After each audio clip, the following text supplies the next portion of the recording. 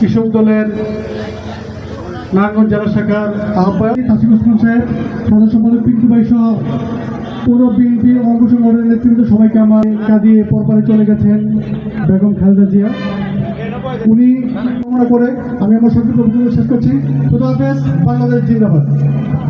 তারপর পৌরসভা কৃষক দল কর্তৃক আয়োজিত দোয়া মাহফিল অনুষ্ঠানের সম্মানিত সভাপতি, তিনবারের প্রধানমন্ত্রী জনাব বেগম জিয়া, আল্লাহ উনি ইন্তেকাল করে ওনার প্রয়াত স্বামী শহীদ প্রেসিডেন্ট জিয়াউর রহমান, ওনাকেও আপনি মাফ করে দেন। ওনাদের জীবনে যত ভুল করেছে ভুলগুলোকে ক্ষমা করে ওনাদের জীবনে ওনাদের সকলকে দান করেন।